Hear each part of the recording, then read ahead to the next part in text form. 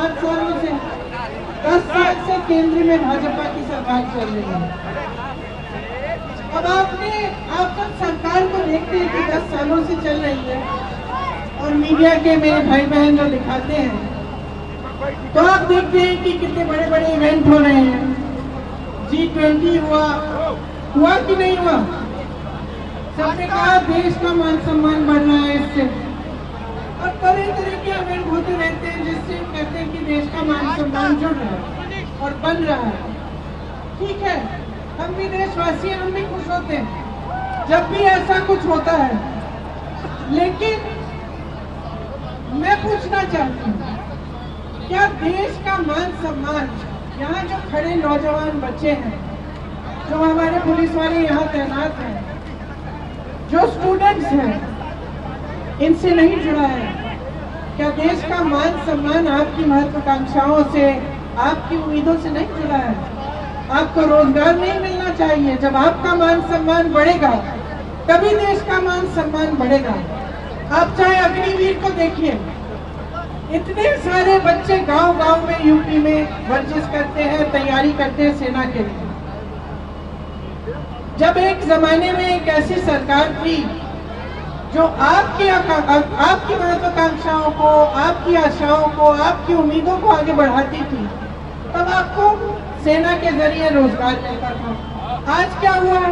अग्निवीर ले आए ना, वहाँ पे आपको रोजगार मिल रहा है। जहाँ PSUs में रोजगार मिलता था, वहाँ आप देखिए बड़े बड़े PSO बेच चुके हैं, अडानी जी को दे चुके हैं।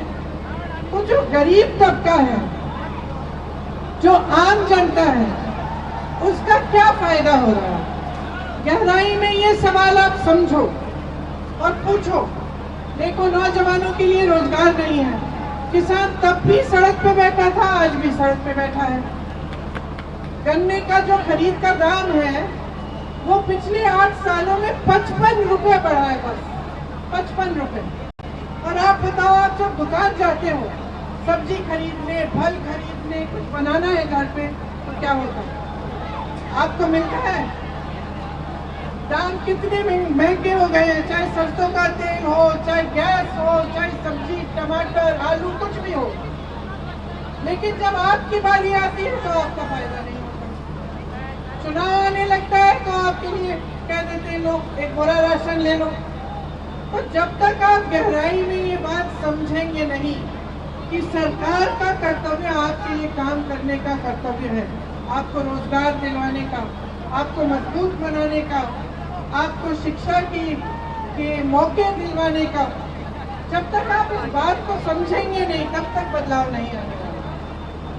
तो मैं सिर्फ आपसे ही कहना चाहती हूँ कि अपनी भलाई देखो, अपने जीवन में आपका क्या अनुभव है उसको समझो और गहराई से समझो कि आज की राजनीति आपको गुमराह कर रही है। अब भैया बोलेंगे, ज्यादा लंबा नहीं बोलना चाहती मैं।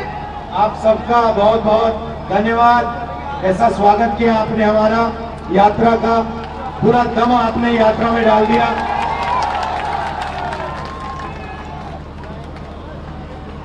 एक साल पहले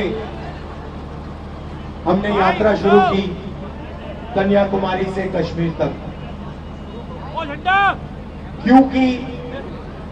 क्योंकि देश में बीजेपी के लोग एक धर्म को दूसरे धर्म से लड़ाने का काम कर रहे हैं और लोगों को धमकाने का, डराने का काम कर रहे हैं, नफरत फैलाने का काम कर रहे हैं।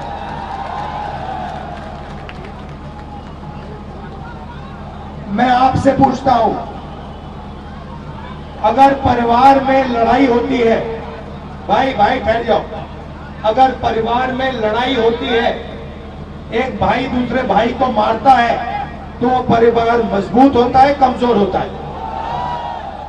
कमजोर होता है।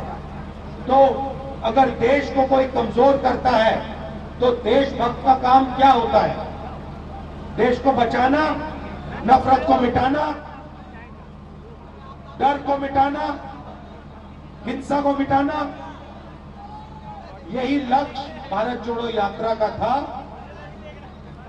जो नफरत समाज में फैलाई जा रही है, उसके सामने यात्रा ने 4000 किलोमीटर, और सिर्फ मैं नहीं चला भाइयों और बहनों, लाखों लोग चले हैं।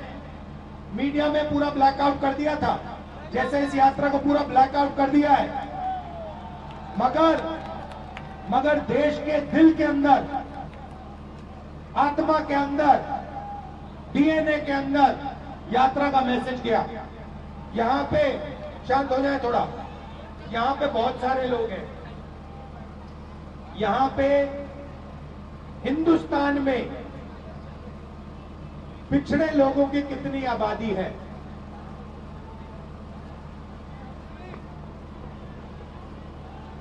कितनी आबादी है? कितनी है? पिछड़ों की 50% आबादी है। ठीक है, ठीक है। दलितों की कितनी आबादी है? 5% नहीं भाई, 15%। सब माइनॉरिटी को मिला दो, सिख, मुसलमान, क्रिश्चियन, जैन, सबको मिला दो।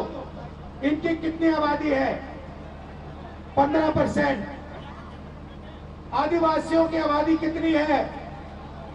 8%। 50 और 15 कितना होता है? 65 और 15 कितना होता है? 80 और 8 कितना होता है? 88 ना? ठीक है। तो इन सबको मिलाओ तो 88% इनकी आबादी है, तकरीबन 90%। ठीक है। अब मैं आपसे पूछना चाहता हूं, हिंदुस्तान के सबसे 200 बड़ी कंपनियों की मालिकों की लिस्ट निकालो। ठीक है। उनमें से 90% के कितने मालिक बताओ? कितने? एक भी नहीं। छोड़ो, शायद आप लोग 90% लोग कहते हैं भैया हम हिंदुस्तान की सबसे बड़ी कंपनियों के मालिक नहीं बनना चाहते। तो फिर मैं आपसे पूछूंगा, ठीक है, मालिक नहीं बनना चाहते, मालिक बनने का दम नहीं है, तो फिर मैनेजमेंट में आपके लोग कितने हैं? 0। तो प्राइवेट कंपनियों, सबसे बड़ी प्राइवेट कंपनियों में आपका एक आदमी मालिक नहीं, आपके सीनियर मैनेजमेंट में एक बंदा नहीं। ठीक है। अब आप कहो, पता नहीं, शायद कहो कि भैया 90% को प्राइवेट कंपनी में नहीं, कुछ नहीं चाहिए। ठीक है, फिर मैं आपसे पूछता हूं, ये मीडिया वाले जो घूम रहे हैं, मीडिया वाली कंपनी जो है, सबसे बड़ी कंपनियां हैं, इनमें से 90% के मालिक कितने?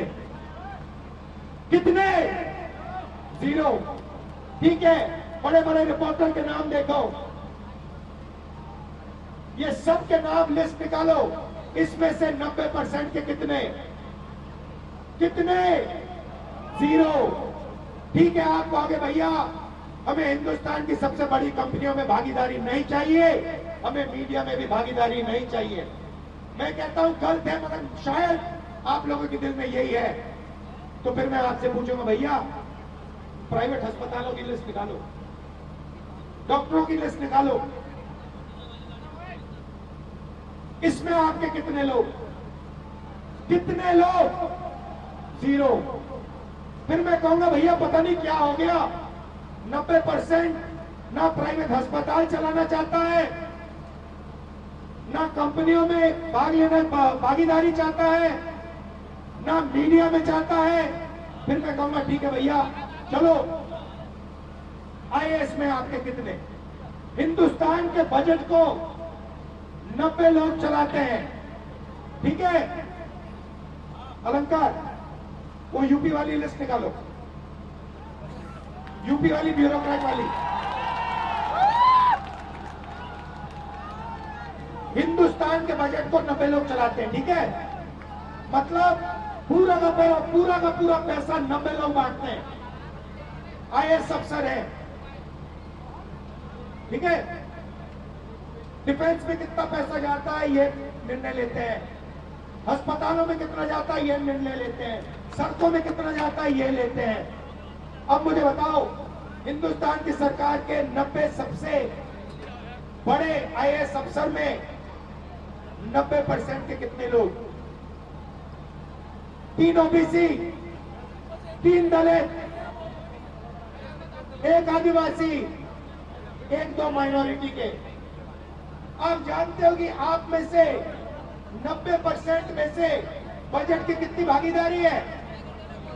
जानते हो 90% की कितनी भागीदारी है?